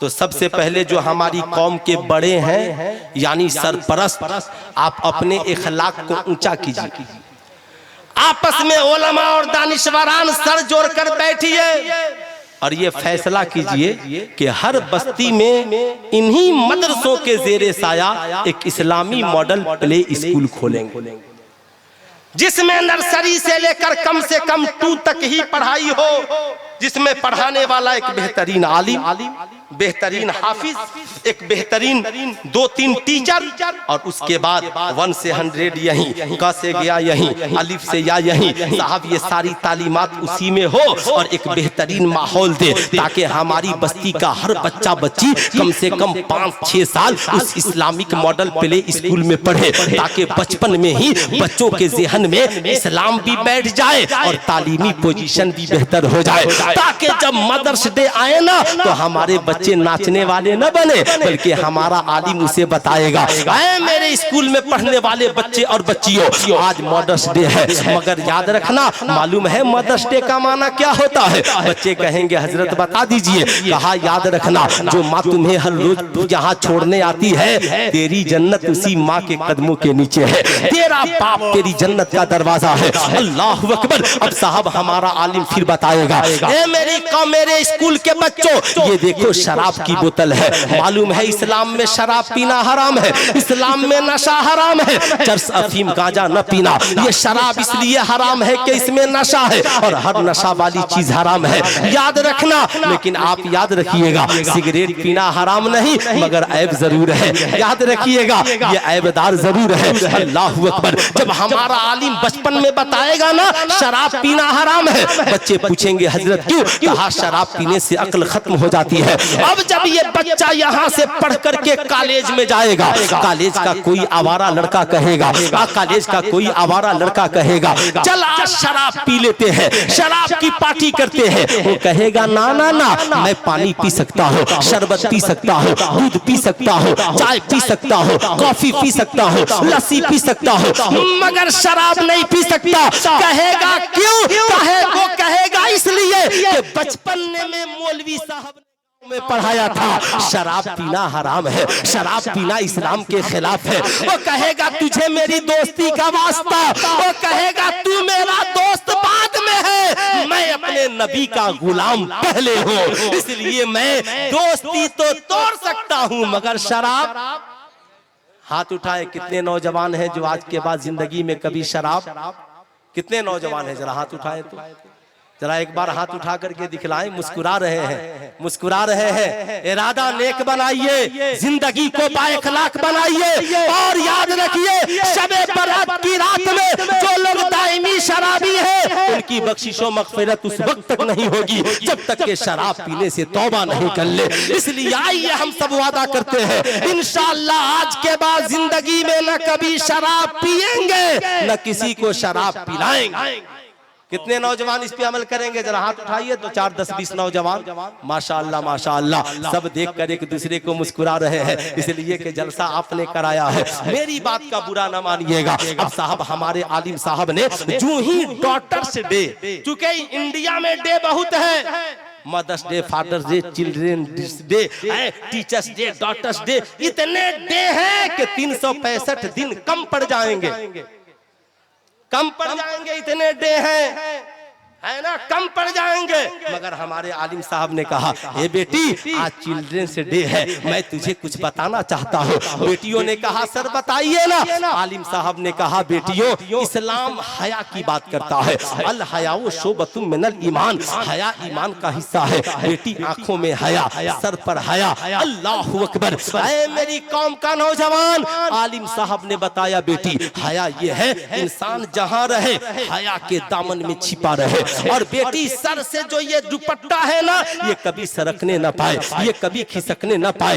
इंसान कितना हूँ तालीम याफ्ता हो जाए, मगर हया की चादर उतर जाए तो इंसान बेकिरदार हो जाता है, बेवकत हो जाता है। अब साहब ये कौम की शहजादी है, अब जब यहाँ से पढ़कर गई है ना, कॉलेज की सहेलियों ने उससे कहा है तुम ओल्ड मॉडल हो, पुराने ख्याल की लड़की हो, तुम कॉलेज में ये हिजाब और निकाब लेकर के आ जाती हो। उसे बड़ा अफसोस हुआ, आंखों में आंसुओं के कतरे लेकर के आई। घर आई, आने के बाद बूढ़े बाप से कहा, बूढ़े बाप ने कहा बेटी फिर? कहा आलिम साहब ने जवाब बताया था। बाप ने कहा बेटी आलिम साहब की तरह तो मैं आलिम नहीं हूँ कि मैं तुझे करोड़ों जवाब दूं, मगर ए मेरी बेटी कल जाना तो अपनी सहेलियों को जवाब जरूर देना, ए मेरी बेटी अपने इल्म के एतबार से जवाब देना, मगर तेरा बाप तुझे एक जवाब देना चाहता है। बेटी ने कहा अब्बा हुजूर जवाब दीजिए। बाप ने आहिस्ता से जेब से मिठाई के टुकड़े को निकाला और कहा बेटी ये क्या है? कहा अब्बा हुजूर ये टॉफी है। बेटी बगल में बैठी है, बाप ने आहिस्ता से प्लास्टिक के कवर को निकाला और मिठाई को अलग रख दिया। बेटी से कहा बेटी से गुफ्तगू करने लगा और थोड़ी देर गुजरे हैं कि चींटियां आकर मिठाई पे बैठ गई, मक्खियां आकर मिठाई पे बैठ गई। बाप ने पूछा बेटी क्या हुआ? कहा अब्बा हुजूर मामला समझ गई, जब तक मिठाई पर्दे में थी चींटियां इसके करीब नहीं थी, मक्खियां इसके जिस्म पर नहीं थी, कीड़े मकोड़े इसके पास नहीं थे, लेकिन जो ही ये मिठाई पे पर्दा हुई चींटियां इसके जिस्म पर आ गई है, कीड़े मकोड़े इसके जिस्म पर आ गए हैं। कहा है बेटी ठीक यही हाल बेटियों का है, जब तक बेटियां पर्दे में रहेंगी कोई आवारा भेड़िया उनके ऊपर नजरें नहीं डालेगा, कोई आवारा कुत्ता उसकी तरफ देखने की कोशिश नहीं करेगा। समझ जाएगा ये किसी बाइज्जत घराने की लड़की है, ये किसी बाबाकार घराने की बहू बेटी है, इसके ऊपर नजर डालना वरना जिंदगी बर्बाद हो जाएगी। ऐ मेरी कौम की शहजादियों पर्दे में रहना सीखो, पर्दे में रहोगी दुनिया में भी भलाई है और आखिरत में भी भलाई है। इसलिए साहब जब हमारे बच्चे स्कूल के साथ मदरसे की तालीम भी उनकी होगी, 5-6 साल जब यहाँ पढ़ेंगे फिर स्कूल में जाएंगे, नमाजी भी होंगे साहब, शराब नहीं पिएंगे, जुआ से दूर रहेंगे, इनकी जिंदगी में क्वालिटी आएगी। वरना याद रखिएगा आज हमने भी अपनी जिम्मेदारियां छोड़ दी है, सुभान अल्लाह कीजिए, मगर एक बात आज लकीर बांध लीजिए, मेरी तरह 1 करोड़ आलिम आप बुला लीजिए, 100 घंटे तकरीर सुन लीजिए, आपकी जिंदगी में इनकलाब नहीं आएगा। आप कहेंगे मौलाना कैसे? मैं कहूंगा हाँ नहीं आएगा। आप कहेंगे क्यों? मैं कहना चाहूंगा याद रखिएगा सिर्फ मेरी तकरीर से इनकलाब नहीं आएगा, आपकी जिंदगी में इनकलाब तब आएगा जब आपके इलाके के जो ये उलमा है ना, इनका आप सही इस्तेमाल कीजिए, इनका आप सही इस्तेमाल कीजिए। आप कहेंगे इनका सही इस्तेमाल कैसे करें? तो साहब जब आपके यहाँ छुट्टी का दिन हो ना, संडे का दिन छुट्टी का दिन आए तो आप किसी अपने इलाके के अच्छे आलिम को घर पे बुलाइए, उन्हें 10-15 मिनट के लिए बुलाइए, बाकी किसी को नहीं। अब साहब औरतों को भी पर्दे में बैठाइए, आप भी बैठिए, चाय पिलाइए, कहिए हुजूर आज मैंने आपको इसलिए बुलाया ताकि हमें कुछ दीन सिखा दीजिए, क्या कहने, वाह दीन सिखला दीजिए। ये सिर्फ जलसे में आप सुनकर दीन नहीं सीखिएगा, अभी मेरी तकरीर होगी और फिर जब मोहम्मद अली फैजी साहब की आवाज गूंजेगी ना तो मेरी सारी तकरीर का सुहाहा हो जाएगा। जाहिर सी बात है भूल जाएंगे आप, लेकिन मैं आपसे कहना चाहूंगा नहीं, आप बोले हजरत मर्दों को भी वुजू करना सिखला दे, औरतों को भी वुजू करना सिखला दे। फिर अगला संडे आए आलिम साहब को बुलाए, हजरत आज औरतों को भी नमाज पढ़ना, हमें भी नमाज पढ़ना। फिर छुट्टी के दिन में बुलाइए और जब रुखसत कीजिए ना तो जरा सा मुसाफा भी कर लीजिए, इसलिए मुसाफा कर लीजिए। आलिम है ना साहब, उन्होंने वक्त दिया है ना साहब, जाहिर सी बात है जब वो खुश होंगे तो अल्हम्दुलिल्लाह हमारी जिंदगी में खुशहाली खुशहाली आएगी, उनकी दुआओं से हमारी जिंदगी में तब्दीली आएगी। आज बड़ा अफसोस होता है, डॉक्टर के चेंबर में बैठकर आप वकालत की बात नहीं कर सकते, वकील के चेंबर में बैठकर डॉक्टर की बात नहीं कर सकते, मगर जब लोग उलमा के पास आते हैं तो कोई दीन की बात नहीं करता, सारे लोग सारी दुनिया की बातें करते हैं। इसलिए जब आलिम की बारगाह में आइए, दीन की बात कीजिए। यही वजह है आज हमारे यहाँ क्या पोजीशन है। आपने देखा होगा हमारी कौम के नौजवान लड़के साहब आज नमाजों से दूर है, लड़कियां नमाजों से दूर है। आखिर उसकी वजह क्या है? आज छोटे छोटे बच्चों को ये तो याद है मछली जल की रानी है और जीवन उसका पानी है। मैंने एक बच्चे से पूछा, ये बताओ मछली का पानी से कैसा रिश्ता है? कहा मौलाना साहब नहीं मालूम, मछली को पानी से अलग कर दीजिए तो मछली मर जाएगी, मछली को जिंदा रहना है तो पानी में रहना पड़ेगा। मैंने कहा अफसोस है हमारी कौम का हर बच्चा बच्ची जान गया कि मछली को जिंदा रहने के लिए पानी में रहना पड़ेगा, मगर आज से कई सौ वर्ष पहले हमारे बुजुर्गों ने ऐलान फरमाया, अल मोमिनो फिल मस्जिद कसमको फिल मा, मोमिन का रिश्ता मस्जिद से ऐसे है जैसे मछली का रिश्ता पानी से है। मछली पानी के बगैर जिंदा नहीं रह सकती और मोमिन मस्जिद के बगैर जिंदा नहीं रह सकती। आप ईमानदारी से बताएं, आपने कभी अपने आपने अपनी औलादों से कभी ये कहने की जरूरत की बेटा मस्जिद में नमाज का वक्त हो दौड़ करके चलना, मेरी बीवी तेरा भी मुसल्ला बिछना चाहिए, मेरी बेटी तेरा भी मुसल्ला बिछना चाहिए। आज नौजवानों का हाल ये है, जब इनकी पैदाइश का दिन आता है ना, बर्थडे का मौका आता है, नौजवान आवारा दोस्तों के साथ पुल पुलिया पे मोटरसाइकिल लगाकर केक काटते हैं, हैप्पी बर्थडे टू यू बोलते हैं, अश्लील हरकतें करते हैं, गाना गाते हैं। सुल्तान रजा कहना चाहेगा बर्थडे मनाना नाजायज नहीं, मगर जायज तरीके से मनाना जायज है, नाजायज तरीके से मनाना नाजायज है। आपको मनाना ही है ना, क्यों दोस्तों के चक्कर में पड़ते हो, क्यों गाना गाने के चक्कर में पड़ते हो? आज नौजवान कहता है मौलाना आत्मा की शांति के लिए, दिल को सुकून देने के लिए, दिल की खुशी के लिए। अरे पगले, शराब में खुशी है, जुए में खुशी है, जना में खुशी है, नाच गाने में खुशी है, शराब में खुशी है, नहीं वहाँ सिवाय टेंशन के कुछ नहीं है। मैंने एक बहुत बड़े व्यापारी से पूछा, साहब आपको तो कोई कमी नहीं मगर आप शराब क्यों पीते हैं? कहा माशाल्लाह जानते हैं नहीं मालूम, हम लोग दिन भर बिजनेस करके थक जाते हैं। एक रात मैंने अपने दिल्ली के पार्टनर से पूछा, यार बड़ा टेंशन रहता है क्या करूं? माशाल्लाह उसके गैर मुस्लिम पार्टनर ने कहा शराब पी ले ताकि कम से कम रात को बेहोशी के नींद सो जाए, कोई फिक्र नहीं हो और सुबह को तू फिर टेंशन फ्री हो जाए। मैंने कहा टेंशन फ्री हुआ? कहा नहीं हुआ, अब तो पहले से ज्यादा टेंशन बन गया। पहले सिर्फ बिजनेसमैन कहते थे, अब लोग हमें शराबी भी कहने लगे हैं, यानी टेंशन बढ़ गया। गलत काम में याद रखिएगा, आप याद रखें कितना हूं गलत काम कीजिएगा, टेंशन फ्री नहीं होइएगा। आज सबसे ज्यादा डिप्रेशन की दवाइयां बिक रही है। सुल्तान रजा कहना चाहेगा आपके दिल को सुकून शराब खाने में नहीं है, जुआ खाने में नहीं है, नाच गाने में नहीं है। अल्लाह कुरान में फरमाता है अला बिज़िक्रिल्लाहि तत्मइन्नुल कुलूब, दिल को सुकून तो खुदा की याद में है, यानी खुदा की याद में दिल को सुकून है। अल्लाह ने ये नहीं कहा कि मस्जिद में दिल को सुकून है, मदरसे में दिल को सुकून है, खानकाह में दिल को सुकून है। मस्जिद का जिक्र हम इसलिए करते हैं कि मस्जिद में खुदा का जिक्र है, मदरसे का जिक्र इसलिए करते हैं मदरसे में खुदा की याद है, खानकाह का जिक्र इसलिए करते हैं खानकाह में खुदा की याद है। इसलिए जब दिमाग में टेंशन आए ना तो बावजू होकर खुदा की याद में लग जाइए, दिल को भी सुकून मिलेगा, दुनिया भी हसीन और आखिरत भी हसीन है ना। कितने लोग खुदा को याद करेंगे? जरा हाथ उठाकर बोले, कितने लोग सब याद करेंगे? माशाअल्लाह बड़े अच्छे लोग हैं। खुदा को याद करिए और हमेशा मुस्कुराता हुआ चेहरा रखिए। घर जाइएगा ना टेंशन वाला चेहरा लेकर के मत जाइएगा। सैयदा दाई हलीमा से पूछिए, कहती है मैं बहुत टेंशन में थी, मेरे घर में बड़ी गरीबी थी, सीने का दूध खुश्क हो चुका था, मेरे एक बच्चे का पेट नहीं भर पाता था, घर में चिराग जलाने के लिए तेल तक नहीं था, बड़ी गरीबी थी, सारे अमीर बच्चे दूसरी दाया लेकर जा चुकी थी, बड़ी टेंशन में थी। मगर जब मैं आका से मिलने के लिए गई और आका ने मुझे देखा, मुस्कुरा दिया। गाने देखकर मुस्कुरा दिया।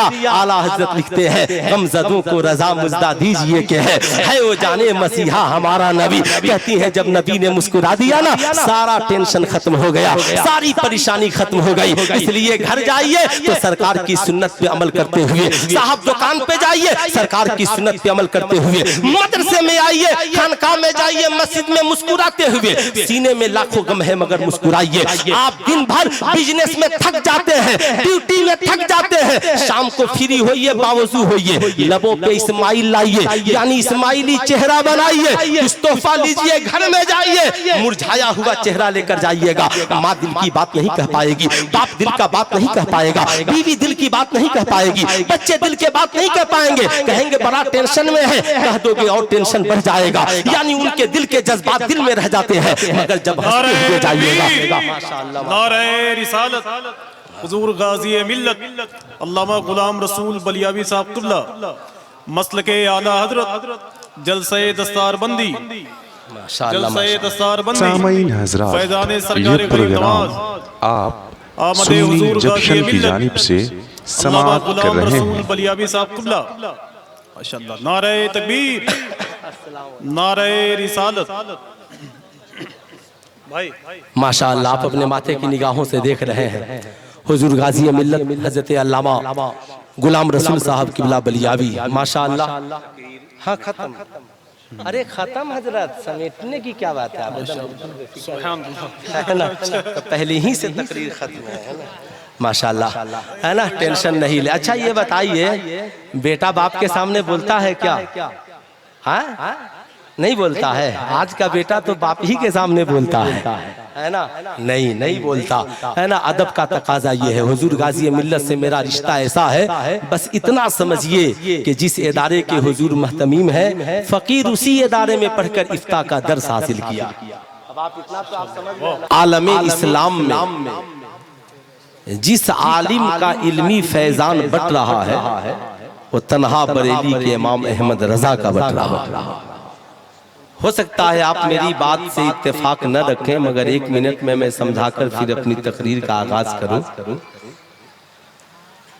आला हजरत का इल्मी फैज मिला हुजूर सदरुस शरिया, हुजूर सदरुस शरिया का इल्मी फैज मिला हुजूर हाफिज मिल्लत, और हुजूर हाफिज मिल्लत का इल्मी फैजान पूरे आलमे इस्लाम को मिल रहा। जहाँ जहाँ आवामे अहले सुन्नत है, या अहले सुन्नत वल जमात की खानकाहें हो, मदारिस हो, मकातिब हो, एक इदारा ऐसा दिखला दीजिए जहाँ हुजूर हाफिज मिल्लत के दर के परवरदा नहीं।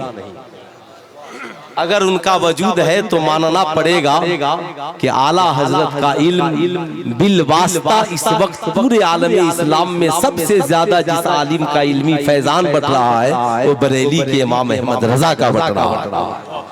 और आपको ये भी मानना पड़ेगा कि उर्दू अदब के हवाले से भी अगर बात की जाए तो पूरे आलम में सबसे ज्यादा जिसकी नातिया शायरी पढ़ी जाती है, एक रोज नहीं हर रोज, चाहे वो नात की शक्ल में हो या सलाम की शक्ल में हो, तो तन्हा बरेली के इमाम अहमद रजा की पढ़ी जाती है। क्योंकि देखिए, मैं उस दर का गुलाम हूँ, इसलिए जिसका खाओ उसका गाओ, है ना। जहाँ रहे मामला साफो शफाफ रहे। समाज में कौन नहीं चाहता कि उसे इज्जत मिले?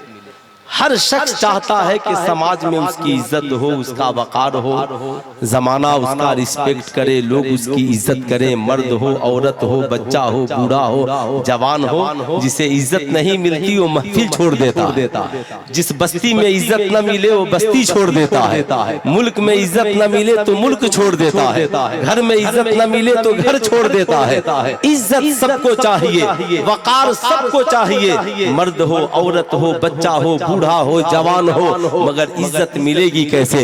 कुरान कहता है इज्जत की सिर्फ एक राह है, और उस राह का नाम है इल्म। उतुल इल्म दर्जात, इल्म हासिल करो, खुदा तेरे रुतबे को बढ़ा देगा। यानी शिक्षा ग्रहण करो, तालीम याफ्ता बन जाओ, एजुकेटेड बन जाओ। जिस दिन तुम्हारे पास ये इल्मी शक्ति है, इल्म से ताल्लुक तुम्हारा जुड़ जाएगा, ये इल्म तेरे रुतबे को बढ़ाने का काम करे, ये इल्म तुझे ऊंचे मकाम तक तक पहुंचाने का काम करे। यही वजह है रब फरमाता है हल यस्तविल लज़ीना यालमून वल लज़ीना ला यालमून, तुम क्या समझते हो पढ़े लिखे और जाहिल दोनों बराबर है? ऐसा नहीं हो सकता। यही वजह है हर इंसान समाज में अपने इल्म के मुताबिक इज्जत पाता है। डॉक्टर अपने इल्म के मुताबिक, इंजीनियर अपने इल्म के मुताबिक, प्रोफेसर अपने इल्म के मुताबिक, साइंटिस्ट अपने इल्म के मुताबिक, आलिम अपने इल्म के मुताबिक, मुफ्तियाने दीन अपने इल्म के मुताबिक, हुफ़ाज़े कराम अपने इल्म के मुताबिक, मैट्रिक पास अपने इल्म के मुताबिक, इंटरमीडिएट करने वाला अपने इल्म के मुताबिक। आपने देखा होगा ऐसा नहीं है कि समाज में इलेक्ट्रीशियन और प्लम्बर की इज्जत नहीं है, अल्लाह ने उन्हें भी इज्जत बख्शी है। वो भी अपने मकाम पे और अपने महकमे में खूब इज्जत पाते हैं। मगर ऐसा आपने नहीं देखा होगा जहाँ मैट्रिक, जहाँ पे इंटर की जरूरत हो वहाँ मैट्रिक पास को रख लिया जाए, जहाँ बीए वाले की जरूरत हो वहाँ इंटर वाले को रख लिया जाए। ऐसा आपने नहीं देखा होगा जहाँ पे साइंटिस्ट की जरूरत हो वहाँ इंजीनियर को रख लिया जाए, जहाँ इंजीनियर की जरूरत हो वहाँ इंटर पास को सिर्फ रख लिया जाए। नहीं, जहाँ मुफ्ती की जरूरत है वहाँ आलिम नहीं, जहाँ पे आलिम की जरूरत है वहाँ हाफिज नहीं। यानी हर शख्स अपने इल्म के मुताबिक समाज में इज्जत और वकार पाता है। मगर दुनिया में साहब आपने कहीं ऐसा नहीं देखा होगा कि डॉक्टर इंजीनियर के पीछे हाथ बांध कर खड़ा हो, इंजीनियर प्रोफेसर के पीछे हाथ बांध कर खड़ा हो, प्रोफेसर साइंटिस्ट के पीछे हाथ बांध कर खड़े हो, साहब मैट्रिक पास इंटर वाले के पीछे हाथ बांध कर खड़ा हो। लेकिन कुरान का ये फैजान है, जब हमारी कौम का कोई शहजादा अपने सीने में कुरान को महफूज करता है और हदीस मुस्तफा की तालीम हासिल करके जब किसी इदारे से फारिग होकर अपनी बस्ती में पहुंचता है और मुसल्ले इमामत पे खड़ा होता है, तो क्या डॉक्टर, क्या इंजीनियर, क्या प्रोफेसर, सारा जमाना हाथ बांधकर उसके पीछे खड़ा हो जाता है। किसी मीडिया वाले ने एक डॉक्टर साहब से इंटरव्यू लिया, डॉक्टर साहब जरा ये तो बताइए, आप इतने बड़े डॉक्टर हैं, आपका एक अपना मकाम और वकार है, मगर अजीब इत्तेफाक है आपका जब कोई मसला फंसता है आप साहब प्रिंसिपल साहब को फोन लगाते हैं, अपने इदारे के आलिम साहब को फोन लगाते हैं, हजरत खैरियत है, मुफ्ती साहब मेरा एक सवाल है हल कर दीजिए। आप इतने बड़े डॉक्टर होकर अपना सवाल मुफ्ती साहब से हल कराते हैं, इतने बड़े डॉक्टर होकर के अपने मसाइल हाफिज साहब और आलिम साहब के पास रखते हैं। जब मुफ्ती साहब आते हैं तो आप अपनी कुर्सी छोड़ करके खड़े हो जाते हैं। डॉक्टर साहब आपकी भी तो अपनी कोई इज्जत है, आपका भी तो कोई अपना वकार है। डॉक्टर साहब ने कहा याद रखना, ये चाय पियो, मैं तुझे 2 मिनट में समझा देता हूँ, मेरे देखने का नजरिया और है। याद रखना, मैं आईना हूँ दिखाऊंगा दाग चेहरे का, जिसे बुरा लगे वो सामने से हट जाए। डॉक्टर साहब ने कहा याद रखना, मैं डॉक्टर हूँ, समाज में मेरी इज्जत है, महकमे में मेरी इज्जत है, इस अस्पताल में मेरे हुक्म के बगैर काम नहीं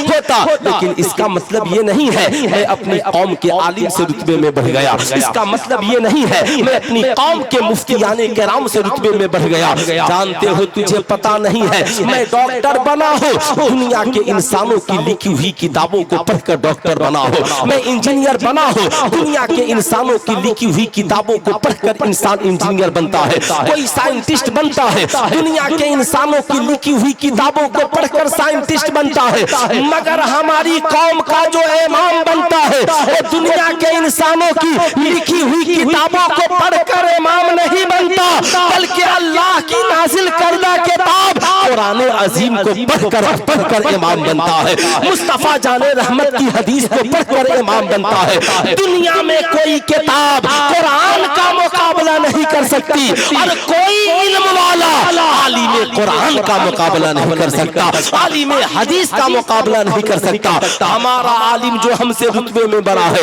वो पर्सनालिटी की वजह से बड़ा नहीं है, वो खानदान की वजह से बड़ा नहीं है, वो हुस्न जमाल की वजह से बड़ा नहीं है, बल्कि कुरान की तालीम ने आलिम दीन और हाफिज कुरान के रुतबे को बढ़ा दिया। आज यही वजह है समाज में हर इंसान इज्जत अपने इल्म के मुताबिक पा रहा है। आपसे मैं पूछना चाहता हूँ, आप ईमानदारी से बताएं, आपके ज़हन में बहुत सारी बातें आ सकती है। माइक ऑपरेटर साहब से गुजारिश है जरा इको कम कर दीजिए, है ना, और मेन मशीन से वॉल्यूम बढ़ाइए। इको मोहम्मद अली भाई आए ना तो 100% दे दीजिएगा, ठीक है।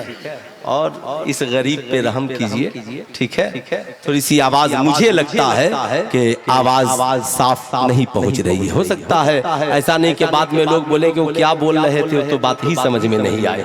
जाहिर सी बात है, ऐसा नहीं होना चाहिए। सिर्फ जिन लोगों तक बात पहुंच रही है वो एक बार हाथों को उठाकर बोल दे सुभान अल्लाह, है ना, माशाअल्लाह। मुझे लगता है हिंदुस्तान के सबसे खूबसूरत लोग यहाँ पर बैठे हैं। आप बड़े खूबसूरत हैं, आपका चेहरा भी खूबसूरत है। आप खूबसूरत इसलिए नहीं है कि आपका चेहरा बहुत हसीनो जमील है, आप आज खूबसूरत इसलिए है कि आप मुस्तफ़ा जाने रहमत की गुलामी में बैठे हुए हैं। अल्हम्दुलिल्लाह। मैं आपसे पूछना चाहता हूँ, दुनिया में साहब जितने शोबे हैं, हर शोबे के लिए किताबें अलग अलग है। आपने देखा होगा क्लास 8 के लिए किताबें अलग, मैट्रिक के बच्चों के लिए किताबें अलग, इंटर के बच्चों के लिए किताबें अलग, बीए के बच्चों के लिए किताबें अलग। आपने ऐसा नहीं देखा होगा कि इंजीनियर का जो पढ़ने वाला बच्चा है, इंजीनियरिंग का जो छात्र है साहब, वो डॉक्टर की किताबें पढ़े, जो डॉक्टर की पढ़ाई पढ़ने वाला है वो प्रोफेसर की किताबें पढ़े। हर क्लास के लिए किताबें अलग है।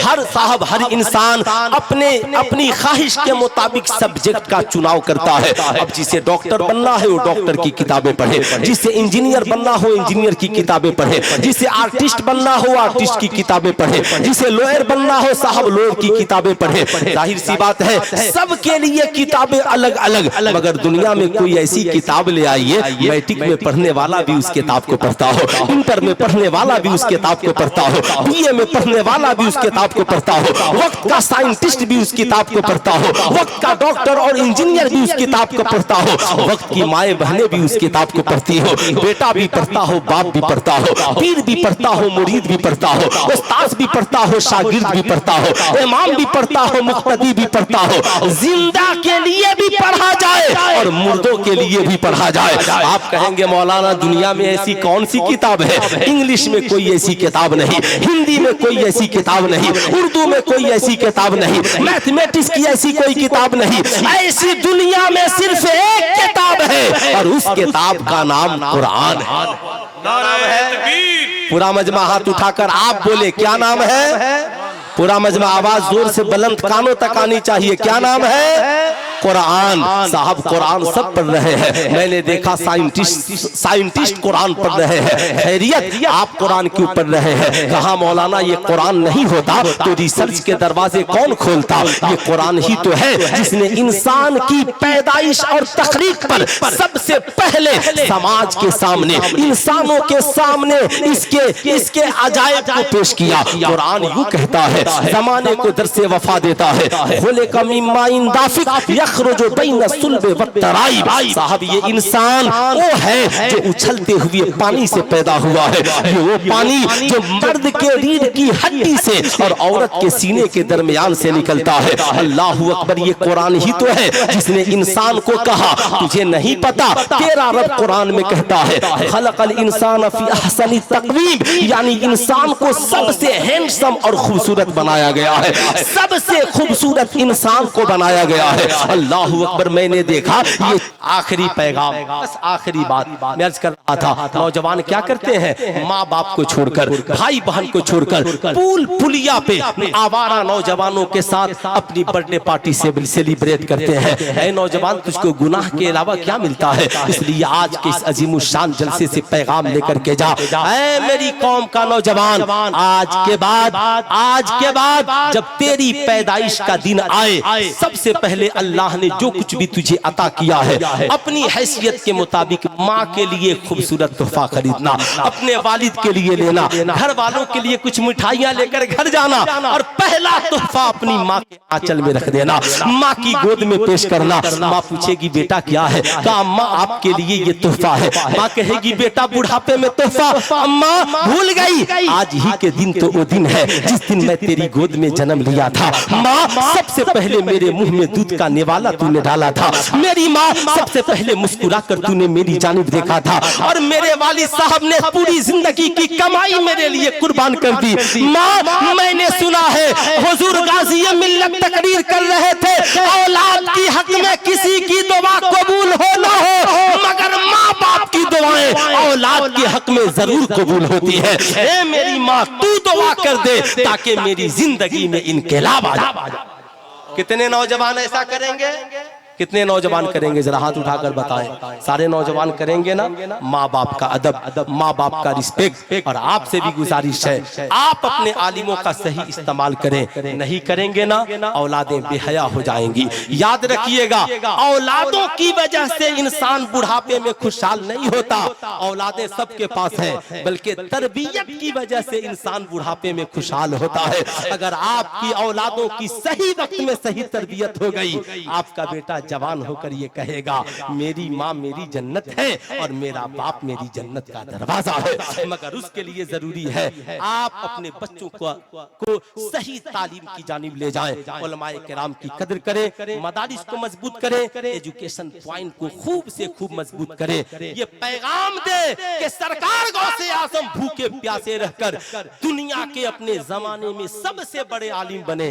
हम उनके गुलाम बड़े सबसे बड़े आलिम नहीं बन सकते, कम से कम अपनी बस्ती के तो बड़े आलिम बन सकते हैं, अपने इलाके के IPS अफसर बन सकते हैं, अपने इलाके और समाज के अच्छे डॉक्टर और वकील बन सकते हैं। आला हजरत ने कहा तेरे गुलामों का नक्शे कदम है राहे खुदा, वो क्या बहक सके जो ये सुराग लेकर चले। आप चाहते हैं समाज में आपकी इज्जत हो, कुरान कहता है उतुल इल्म दर्जात, इल्म हासिल करो खुदा तेरे रुतबे को बढ़ा देगा। जिंदगी बाकी मुलाकात बाकी।